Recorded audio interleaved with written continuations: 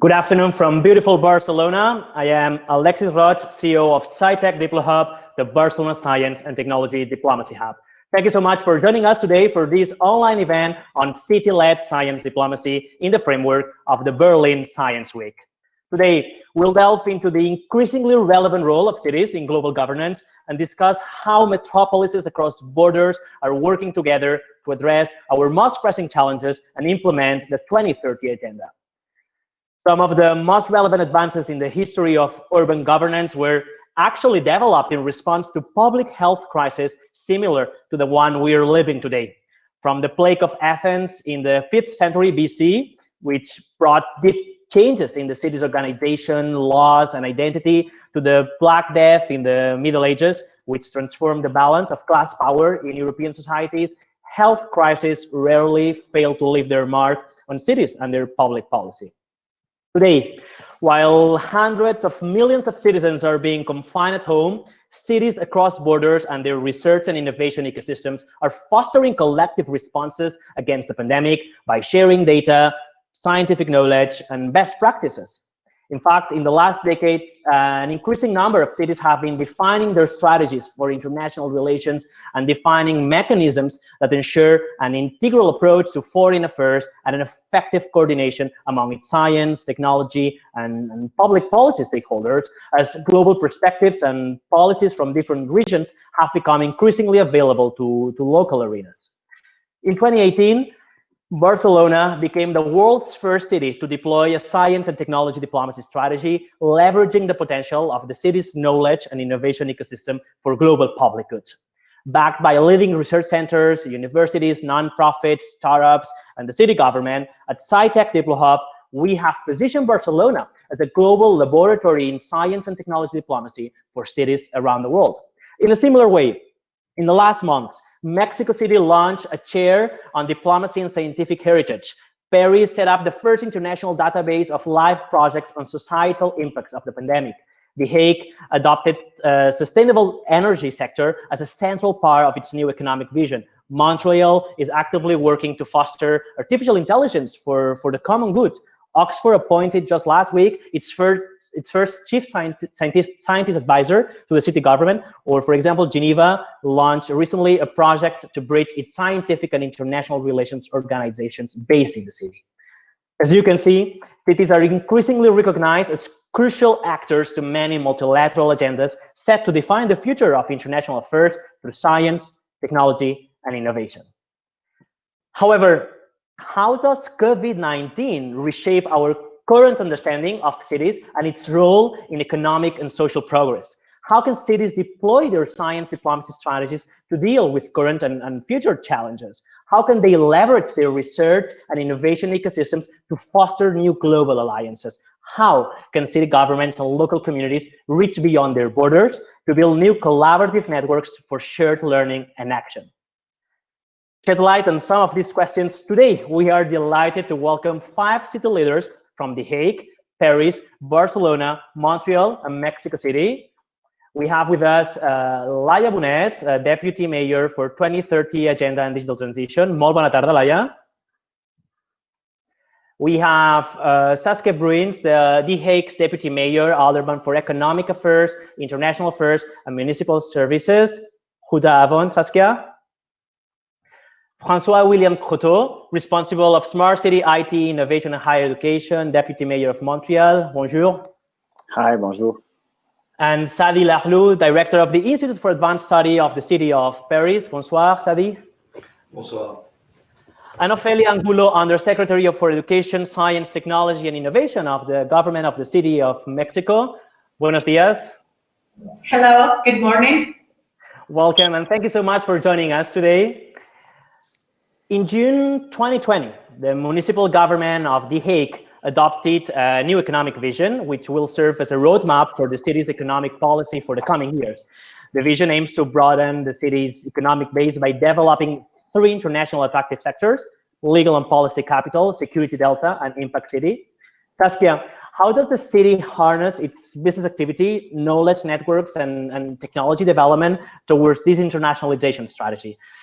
some people might worry that the sense of urgency around climate action built during the last years might disappear in the context of the current pandemic. What projects is The Hague developing to maintain momentum, especially in the field of energy transition? Okay. Thank you very much, Alexis. It's a very important question you're asking, and it's a very big question you're asking, and not the most easy one, but I completely agree how important it is that that knowledge we have, that we share it more and more with our fellow cities all over the world. The city of The Hague is part of the 100 Resilient Cities movement, and I must say this last year, this last half year in Corona times, we have a lot of connection and discussions with other countries on how things are going, and in fact, this is more and more overwhelming. The sorrows about the future on our economic strategy, but we still keep it ahead, and we want to work on it very much, and we have been working on it for a long time. So I'd like to tell you something about this economic vision and the security delta, something about our smart city development, and a bit on the COVID plan we made. I think when it comes to international, the city of The Hague is known as International City of Peace and Justice. And we add security to this nowadays, because it's very important, not only physical security, but more and more the cyber security. And well, The Hague has traditionally been strong in the field of legal and policy, security and impact. And this is mainly due to the many international government organizations we have in The Hague, such as NATO, Europol, OPCW, and the International Criminal Court, and they are all based in our city. But also because of the knowledge, the expertise and the innovations that entrepreneurs, researchers, and students work on the whole year round. 4 universities, we don't have our own university, but the 4 universities from cities around us all have their departments in our city, so we can use the best part which suits us best. And this is Leiden University, Erasmus University, Delft University of Technology, and so we're very proud to this cooperation. We support developments, we support innovation, bringing networks together, and we like to foster new collaboration and projects. And one of the initiatives is the Hague Security Delta, which we co-founded with public and private partners in 2013, and has since grown into an organization with more than 300 partners and strong international network and footprint. And it is is tasked to develop the cybersecurity ecosystem and help create the optimal conditions for innovation and for business within this field of cybersecurity. And together with our regional development organization, it's called Innovation Quarter, this Security Delta also assists entrepreneurs with their international ambitions by stimulating export and trade, and made contacts with same organizations, same entrepreneurs overseas or in other countries. And about COVID, last week we presented a recovery plan with a big additional budget to help residents, businesses and organizations, and we try to discover that we have to develop these parts of economy, these parts of our economy that we want to be less dependent, I must say, on the sectors that are affected with COVID now. So we try to broaden our economic view, and we will do this by to give more and more attention to a new economy by stimulating knowledge and stimulating technology and innovation. And to invest in the economy of the future is so important for being more resilient in bad times. And in that way, the international co-working is also very important. And for the last thing I want to say is that We recently opened our living lab. This is a laboratory op Scheveningen near the beach and near the dunes. It's a good, the nice nature environment to do. To have a kind of test bed for digital innovations and smart city innovations. And we really like to ask the neighbors, the people who live there, to be part of that. And for this more international collaboration of digitalization, we take part in the Council of Global Cities of the CIOs, the CGCC. Our city council organized to advance government through facilitating collaboration and communication in order to leverage technology and best practices among cities around the world, and the council members and the local government at large. And Barcelona and Paris are council members as well, and I heard only very good things about this. And to close, something about this the Impact City program. We really support the front runners in the transition to a new economy and sustainability and equality and core values like this. And the energy transition is overall a very big item. We're working very hard on new wind energy parks in the North Sea, and also some very new parts of It's a new development is the geothermal energy, and we are the first city in the Netherlands that is developing geothermal source in the densely populated area, and we really like to share this experience for people with these cities who also have these possibilities with geothermal energy. So I'll keep it to this. Thank you so much. There's a lot to do, and we're all facing difficult times, but still going strong, I hope. Definitely, and the examples you share about Impact City, the new The Hague vision for 2030, or these projects of test beds or sandbox testing for new technologies in the city. I'm sure that those are topics that many of our fellow speakers will have the chance to share about how are they doing in their cities. Thank you so much, Saskia, for your insights about The Hague. Recently, Barcelona presented its first ever international relations plan, which aims at structuring Barcelona's city diplomacy efforts to foster an urban model that places sustainability, human rights, and economic prosperity at the center of this strategy. Innovation, digital, and science diplomacy goals are also included in the plan to foster the city's leadership and contribution to sustainable development and global challenges.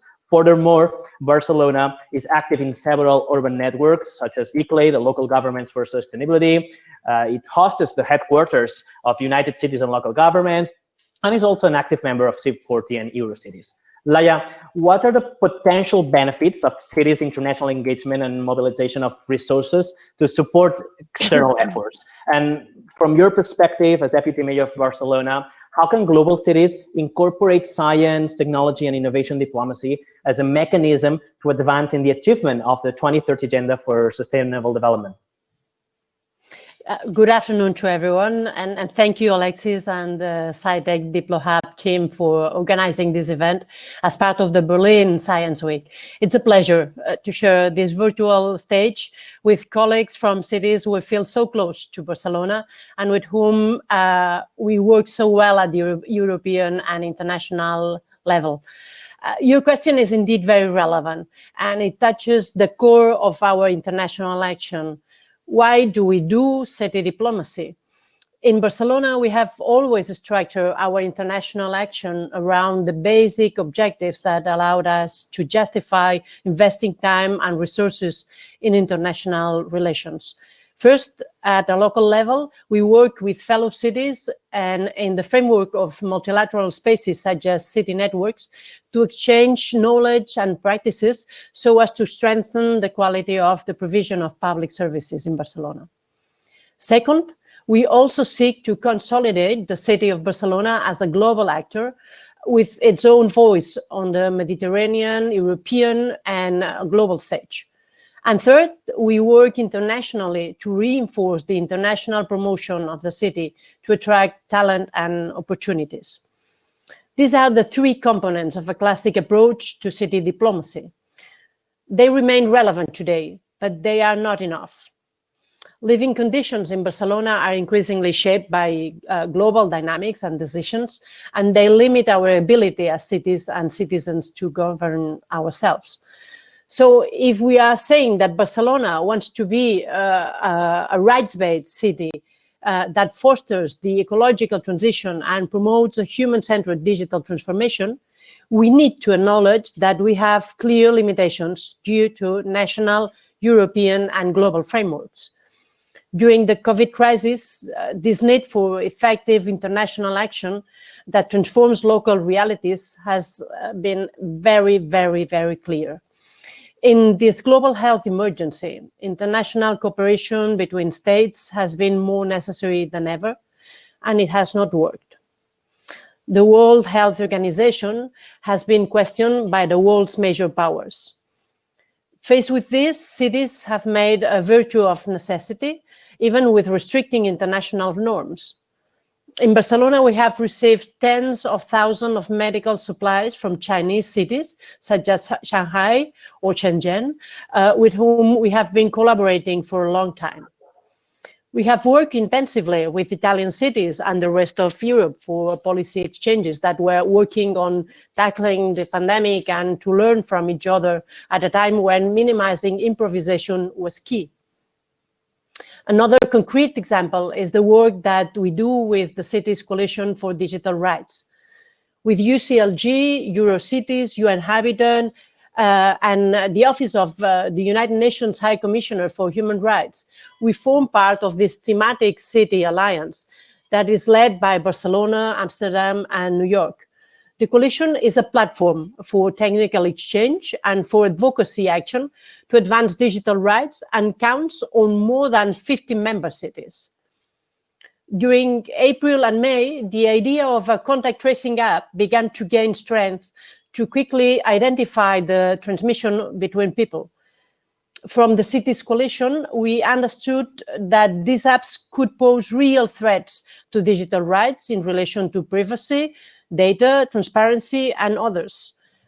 That's why we quickly coordinated in order to issue recommendations in the development and implementation of these apps that guarantee the digital rights of citizens. Specifically, we were concerned about three things. First, we said that contact tracing apps could not replace epidemiological measures related to public health. They needed to be seen as supplementary to a comprehensive approach that included large-scale testing, social distancing, manual contact tracing, vaccine development, and so on.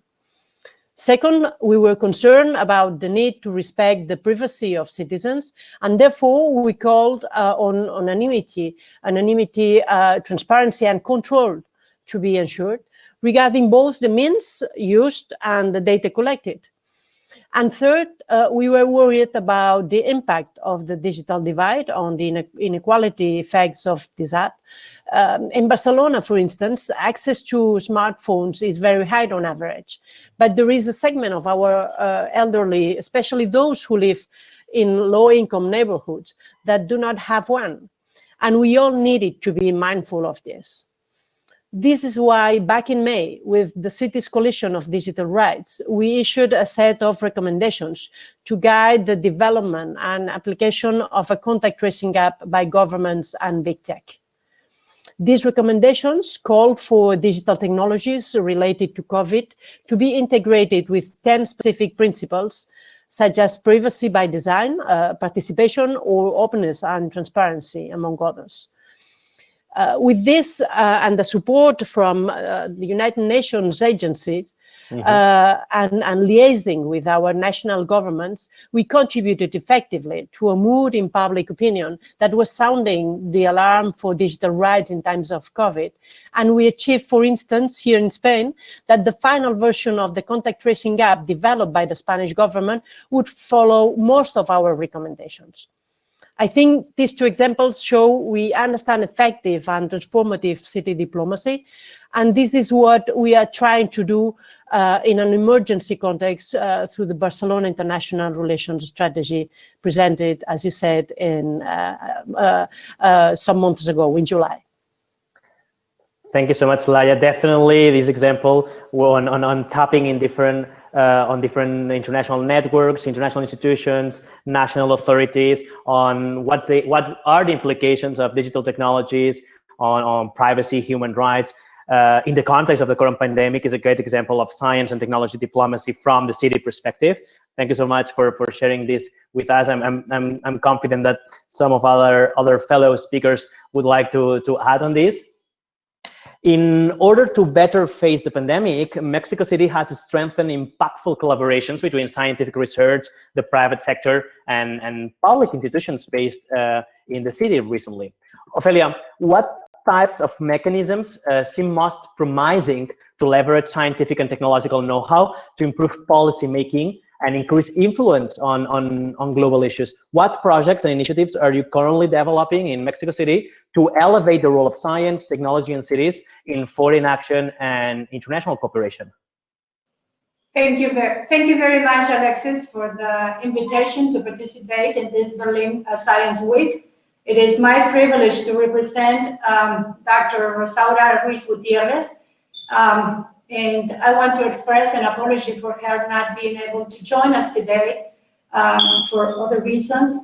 But it is very important to express to you that this inclusion of science into the human rights has been very, very important to the city of Mexico. Since 2017, when the first constitution of the city was implemented, the right to science was already included there. Even before the national government decided to do that, this latter took place in just recently, 2019, when the Constitution was reformed to include this right. So Mexico City has been pioneer in including the science, the right to science to the population. So it's not recent that the city has been very, very much interested on scientific knowledge to take policy decisions. So I want to express a few examples of what the city has done this year to face the pandemic of COVID-19. The first thing the city did was to establish a scientific committee. And within this scientific committee, the decision since the beginning of the pandemic in Mexico last March, this scientific committee meets every week to revise the actions that the city has been taking, and also to make new decisions and to change what's been working and what not, but also to finance research projects. So this scientific committee has come together because previous to the pandemic, the city had implemented a network of institutions. It was not only institutions from higher education institutions, but also from national health institutions. And this was very, very important for to face the pandemic.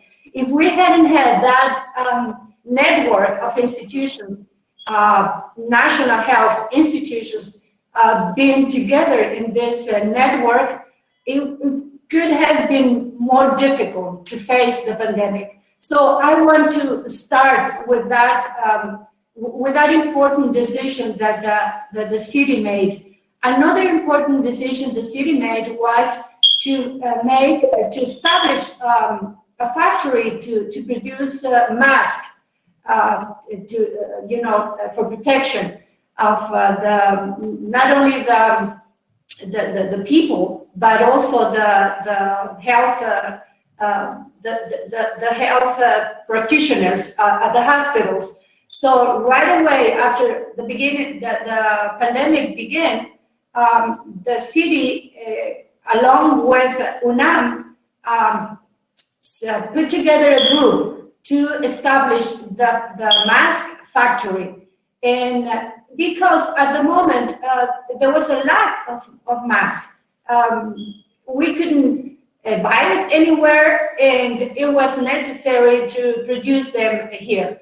And that was a very right decision, scientifically based, because we took profit of the knowledge at UNAM and what they had made already in this area, and right away the factory was implemented, and up to now it has produced millions of masks, and it has been very helpful for the health community. A third action that we have made is to put together a team of research institutions that were able to implement the testing for SARS-CoV. And it was because of that the city has been able to make many thousands of tests a week, and that was also a very good decision. For instance, the Genomic National Institute put together a new lab with higher capacities to implement this testing. And as you know, this is not an easy issue, because it has the test, the PCR test, the Berlin test has to be approved by the health authorities in Mexico, and we did all that in a very fast way, in a very rapidly. And since May, the number of tests being done in the city has been increasing rapidly, and this has been a very good strategy to stop the propagation of the pandemic in Mexico City. The last thing that I want to mention is that, as you mentioned at the beginning of the introduction, Mexico City implemented a chair of science and heritage diplomacy, and along with international institutions, and also with Latin American countries that are interested in this type of projects. And what we want is to make a regional strategy to make science available, the benefits of science available to the society, to the people. And since the chair was implemented with the help also of Sinvestav, which is the most important research center in Mexico, and UNAM, we submitted the chair to UNESCO, and we are expecting the results of that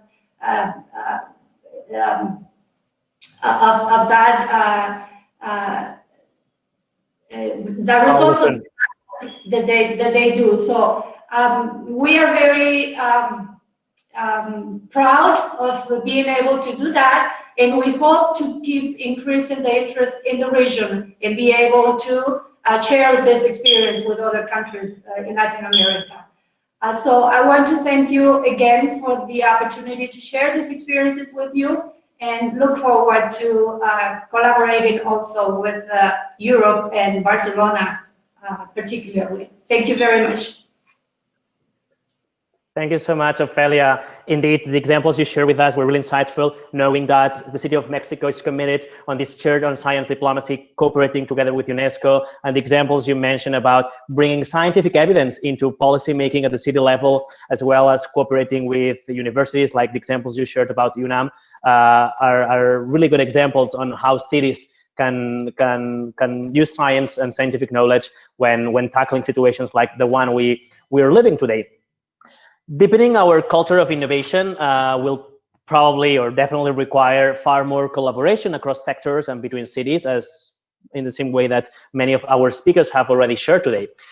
We need an effective collaborative infrastructure to build partnerships and move to action, addressing these complex problems that we are mentioning today in a holistic way. Francois, how can cities rapidly scale their culture of innovation to create sustainable smart cities that can better serve the generations to come? What governance innovation would you say that are needed to accelerate this transformation? And how is Montreal specifically deploying new technologies and data infrastructures for social good? Hi, Alexis. Thank you for giving me the opportunity to respond to this question. And hi, everyone. Happy to be here with you today. It's very important for us to talk about this because Montreal innovating in a lot of ways during the past years and for the further years is very important for us. As you know, major cities around the world are funding urban research projects and collaborating with scientists to develop and implement policies and programs. This collaboration is essential to deal with effectively and the threat of this crisis, such as the pandemic and climate change, as you know. For example, in Montreal, more than $1 million a year is spent on research and development. For us, it's a very important, and the benefits on the community are undeniable. Supported by cutting-edge scientific research, we have revised our urban planning practices, developed the data governance policies called the Data Charter, and evaluate the social acceptability of the Internet of Things, etc., etc. In the same way, the City of Montreal has also developed an initiative named the Carrefour de Recherche Urbaine of Montreal. This important center facilitated the dialogue with universities and foster partnership between the cities and many research centers on the territory. It gave us the opportunity to share more data and research resources and great importance for the city. In fact, by collaborating with academics, we are able to more effectively and efficiently strengthen the resilience of the city and develop a more innovative project, of course. This mutual works help the city to go even further in order to achieve and various goals, including the UN 2030 Agenda for Sustainable Development. It's from this perspective that we've developed several projects in the city. For example, in the borough of Rosemont-la-Petite-Patrie, where I'm the mayor since 2009 now, we recently launched an action for planned ecologic transition and sustainable development. Through this plan, we are thinking the way in which all the borough's decisions are made and carried out. We want to put citizens in the environment at the center of all our decision and initiative. These plans involve active participation of the Quebec University of Montreal research group that ensure its success and, of course, evaluation. In other way, Montreal, we advance science diplomacy in many ways. We share best practices and new knowledge with partnership. We participate in international research project, l'Observatoire du Vivre Ensemble. Both elected officials and civil service participate in international events to share experiences and best practices too. The City of Montreal won in 2018 the Canadian Smart City Challenge and was rewarded $50 million for 5 years. This project called Montréal en Commun has three most components. First, the urban mobility, which include neighborhood mobility and the city-wide transportation. Local food security and urban agriculture, which focuses on the importance of resilient and integrating the local food system. Data collection and governance, of course. And researchers, of course, are involved in all facets of that project, and it was developed by drawing on the creativity and innovation of local actors, including think tanks, social enterprise, and NGOs. This would help us to pave the way for more inclusive, resilient, and greener city. It aims to improve and diversity and sustainable transportation option and strengthen the local food supply by encouraging collaboration and the sharing of infrastructure. As we know, COVID has challenged the way we move within the city, and it also made and appreciate the importance of local food. So that's why we believe that food security and mobility as also the component of the UN's 2030 agenda.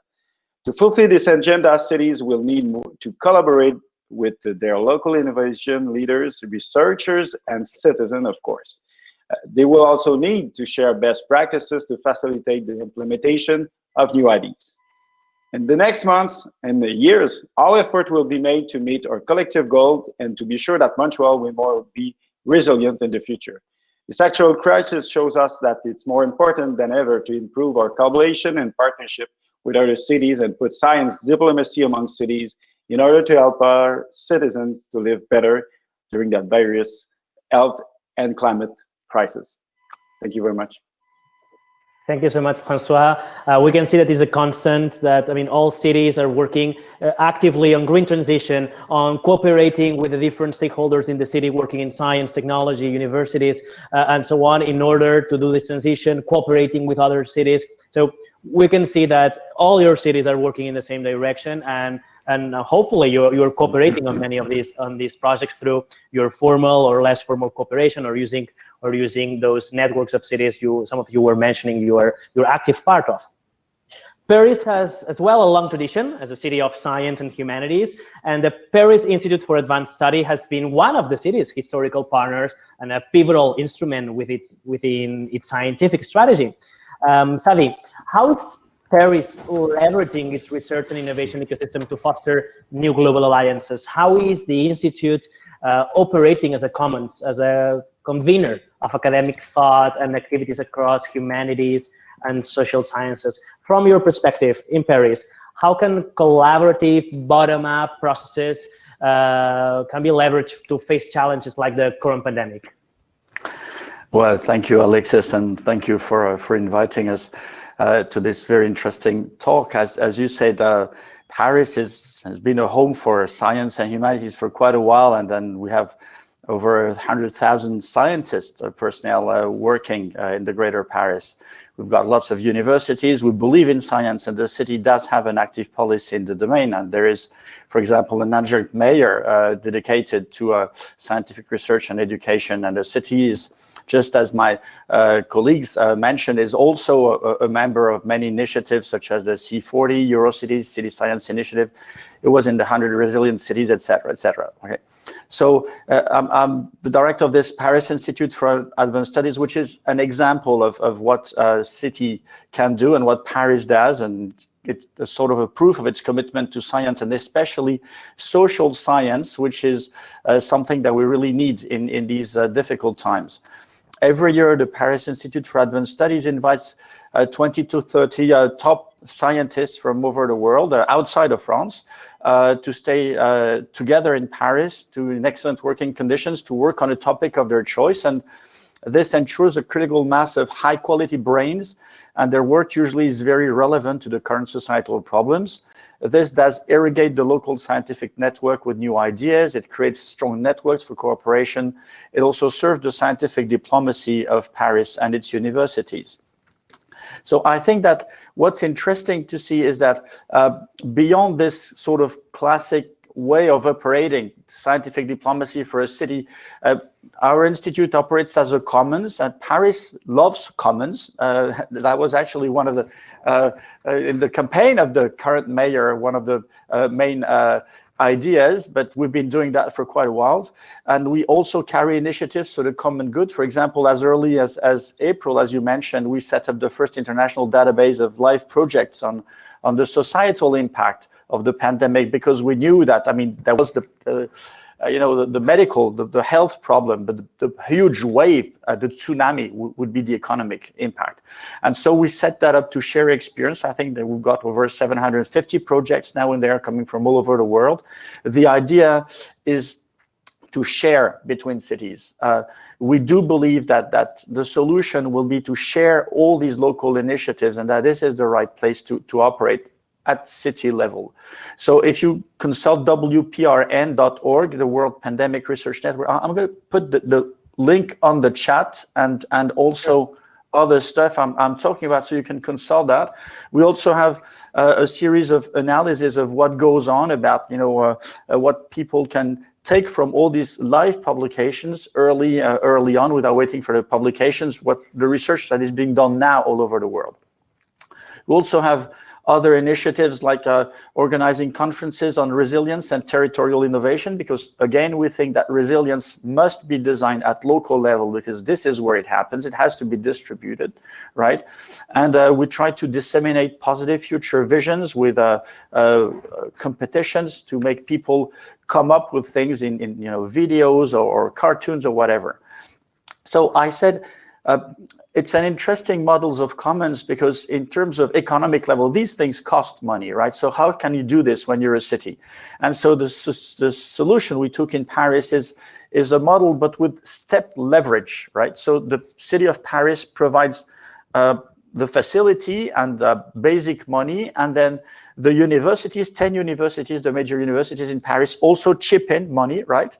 And that's a next layer. And then the state, and then the European Commission, and then international universities pay the salary of the people who come here during their sabbatical. And so the leverage effect is very high, which shows that when we start cooperating, we can do very large thing at large scale. And of course, the institute remains an independent scientific institution, because it would be healthy that we would be completely dependent on the city. It is our belief that the solutions of these big challenges will be local, that they will be collaborative. We try to organize science on that basis. We in Paris will do everything we can to foster scientific collaboration. We are completely open to these collaborations with the cities, and we think that is the right level to implement solutions. So we are completely open, right to us. We're there as a place to reach, to collaborate between cities. Thank you so much, Sari. I really know the work you do, because I've been in Paris before, and now I've met your institute, and it's a true example of science diplomacy on a very collaborative structure between different universities, the city government, and other stakeholders there, as you were saying. We have many questions from our audience coming from over 25 different countries. But before opening the floor for questions, I would like to ask to all 5 panelists, what actions do you consider that your respective cities should prioritize within their roadmap in order to enhance international cooperation and create meaningful interactions between their knowledge and innovation ecosystems? So what's next for your cities in terms of this international cooperation in the scientific or knowledge ecosystem? Who'd like to go first, or if you want, we can follow the same order of the previous questions. Would you like to start, Saskia? Yes, that's okay. I can give you a quick answer. I think this. Well, we all want to be the resilient city, and this collaboration and working together is so important. And I think it's this. What work I do think we'll have to organize a better collaborative infrastructure. In that sense, that the role of innovation hubs and networks, such as, for instance, in the Hague Security Delta, what I talked about, then they can become even more important. And those hubs have to know the local ecosystem. And if there is an international network of hubs, they can also help connect all innovators and entrepreneurs so that they can collaborate. So that's not only the city and municipalities, but the hubs and the scientists maybe who can work on this, and the entrepreneurs. So I think that will be one thing what I would like to discover. Thank you. Okay, Saskia. Laya? Thanks, Alexis. I'll be brief. The processes of defining the United Nations agendas, 2030 agenda, new urban agenda, Paris agreements, have benefit from the active contribution of cities. And all of them have had their translation in Barcelona. We have a climate plan that raised the city's ambitions through a climate emergency declaration. We also presented just last week the localization of the 2030 agenda in Barcelona, adapting the global targets to our own reality and context. And by the end of this month, we will be presenting Barcelona's first voluntary local review.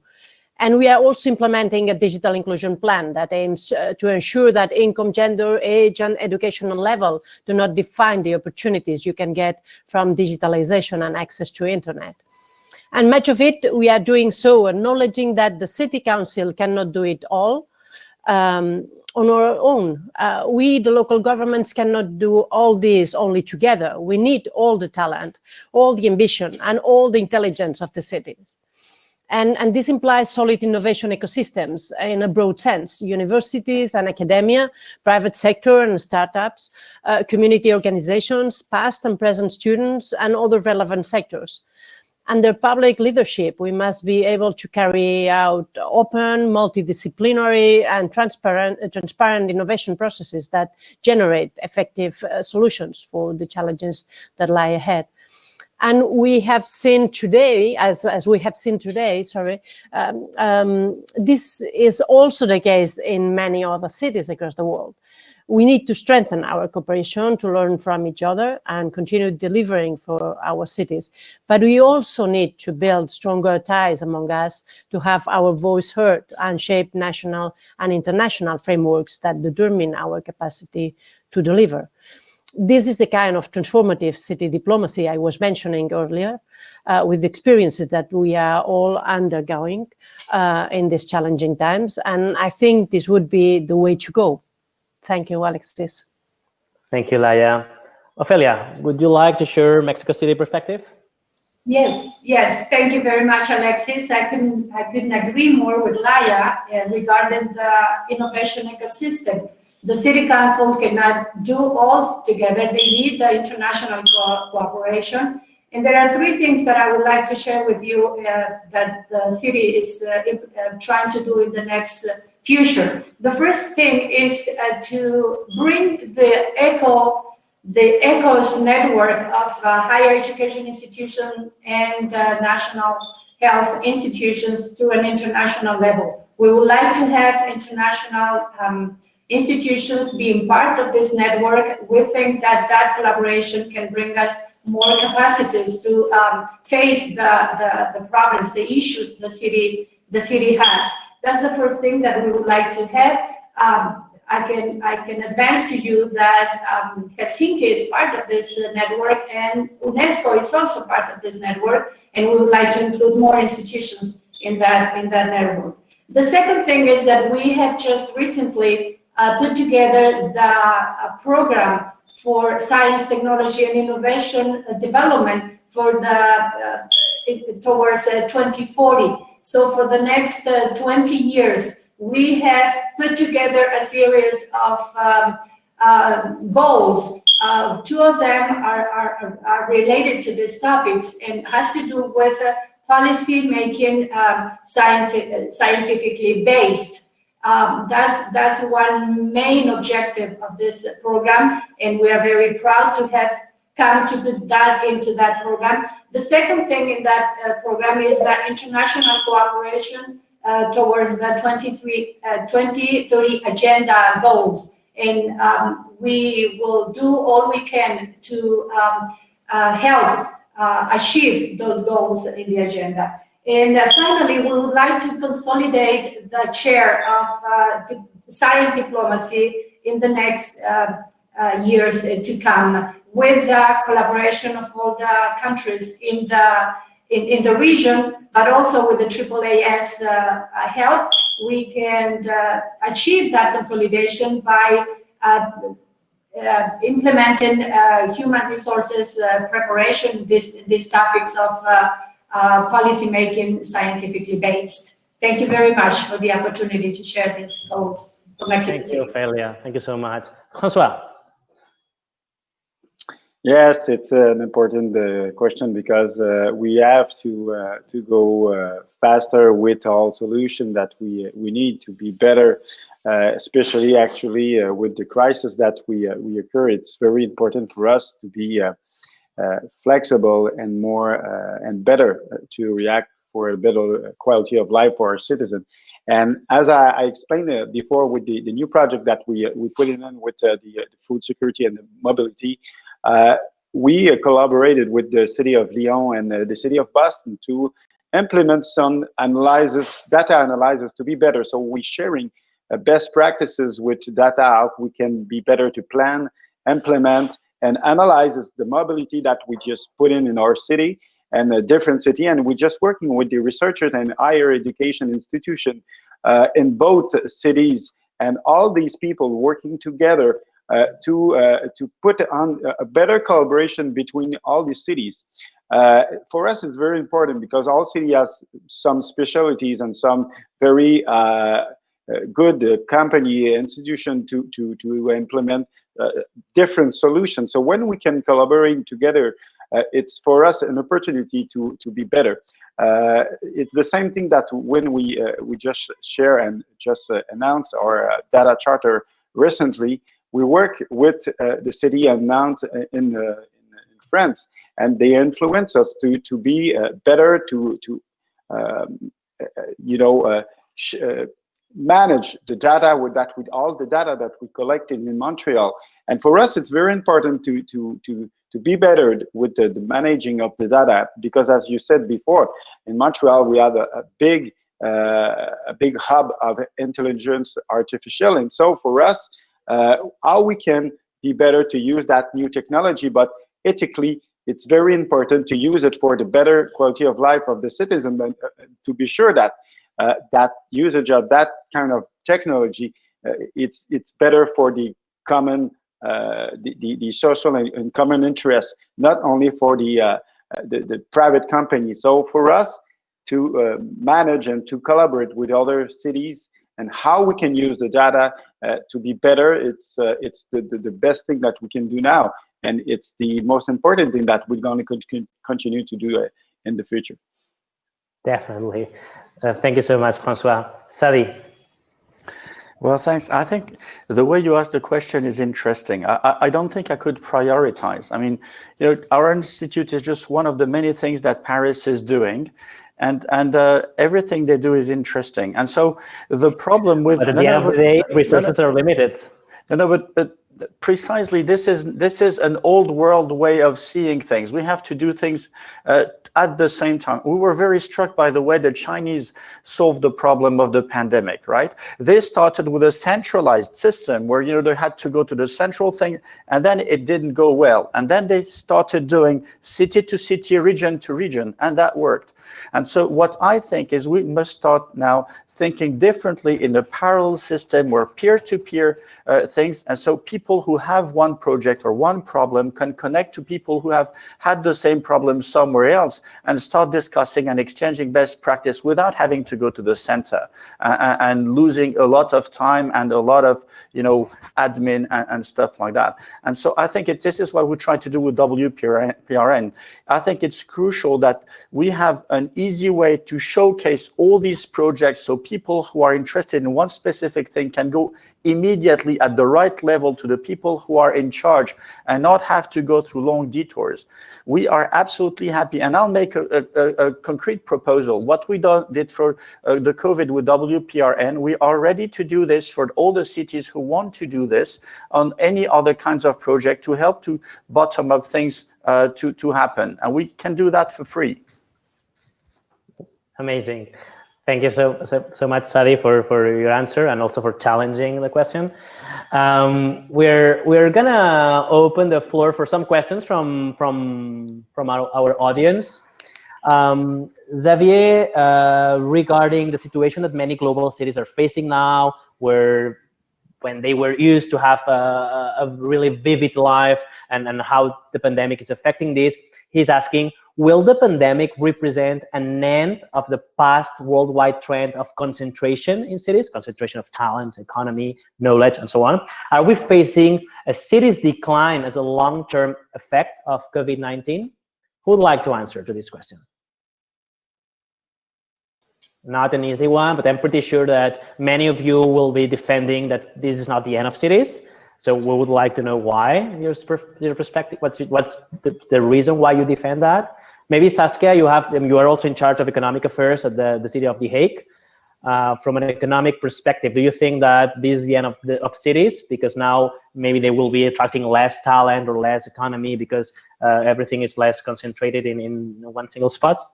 No, I don't think so, because there's a new perspective in the digitalization, but still the meeting and the being together will be a part of prosperity and of economic growth. And I think the cities will still, maybe something will change, but cities will still be cities.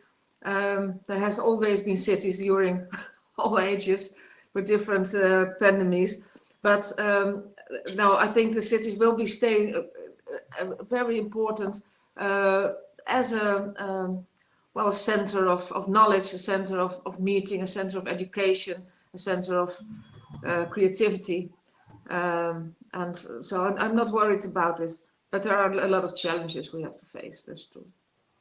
Definitely, thank you. Laia, would you like to add on this? Oh, I agree with Saskia. It's true that the cities have been hit hardest by the virus, but I really think that cities are as alive as they have ever been.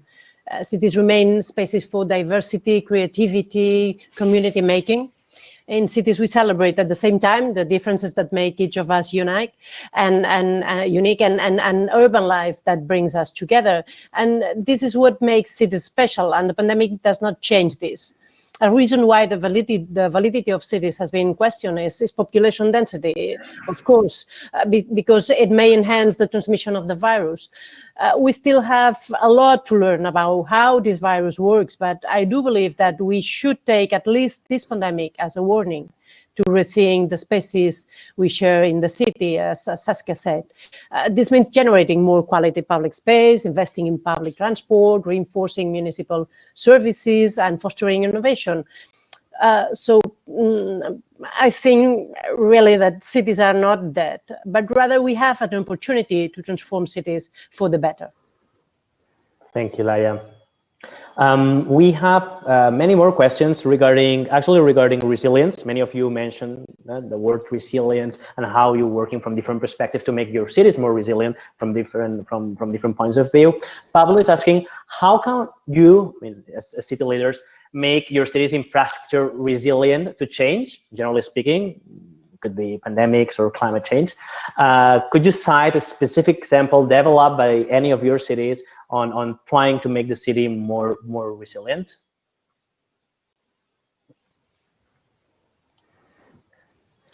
Savi. I could give some small examples to fight against heat.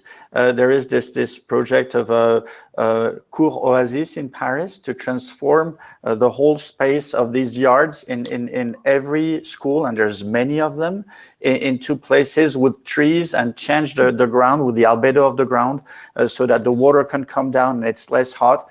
And so it shows that a distributed action, lots of small things, but in many places can have an impact. This is good for the students. I mean, this is good for the children. This is good for the city. This is good for the whole thing. Yeah. Awesome. François? Yes. For us, it's quite difficult to work on that, because Montreal, it's a large city. There are 2 million people living in the island of Montreal. And then what actually that we face is that all the most activities of the economic activities is on the downtown, and all the universities in downtown too. And so actually what we just experiment is that all people is working at home, students are just study at home, and all the activities just move to the borough, to the neighborhood. And so people are just leaving the downtown, and so we have to imagine in the future how we can be more resilient when we face that kind of crisis, because the mobility is changing so rapidly, when a lot of people just abandon the collective transportation, and so they more walking, more cycling, And so they change all the perspective of how we plan the city. Of course, with the kind of weather we have in Montreal, actually it's very difficult. What we're going to do? Well, you're muted. We lost your sound for a while. François? Yeah, the sound just got. So with the winter is coming, it's very difficult for us to think about how we can manage the public space occupation when the weather is so cold. And so we have to think differently of how we can be more resilient to face that kind of crisis. So I think it's a good opportunity to rethink our planning of a city right now. So it's different, and so that's why I'm responding to the other question too. City is not dead; it's just an opportunity to be better. Well, I have the feeling that Ofelia, would you like to add something? Yes. I wanted to share with you that Mexico City, as you know, is a place where a lot of earthquakes happen. So the population in Mexico City has learned the bad way. I mean, by experiencing those big events, because things have changed in the past. You know, the way the population faced the earthquake in 1986 to the latest one in 1917. But we also have put together a group of scientists specialized in resilience, and they have began by educating the people, you know, to prevent how to react to this crisis. And I just wanted to share with you that. Thank you. Thank you so much, Ofelia. I'm afraid that we are running out of time. We are actually really already out of schedule. We still have many questions, so I would like to encourage our audience to keep on with the conversation on our social media. If you follow SciTech DiploHub Twitter account, or you follow the hashtag SciDipTalks or Berlin Science Week, you will be able to continue with this conversation. So we can wrap up here.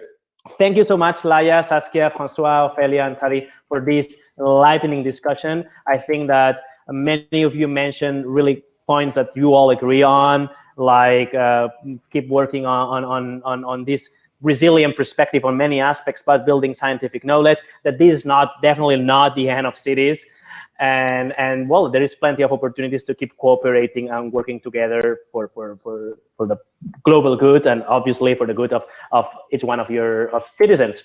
And as we saw today, global cities are claiming a voice in international affairs on the basis of this emergent urban collective identity that some of our speakers were sharing with us today.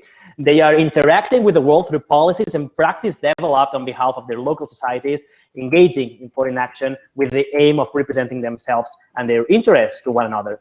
In this context, as we saw today, science diplomacy can create a new and an important role for cities and redefine cities' geopolitical, political, and scientific relevance in the international arena.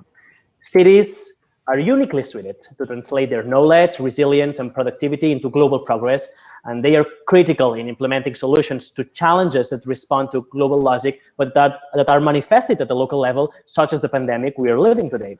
Equipped with solid science and technology ecosystems, we can say that the global cities cannot turn a blind eye to humanity's greatest challenges. Thank you very much for being with us today. Follow us on our social media for more upcoming events, and do not miss the rest of this outstanding Berlin Science Week. Stay safe and see you soon. Thank you.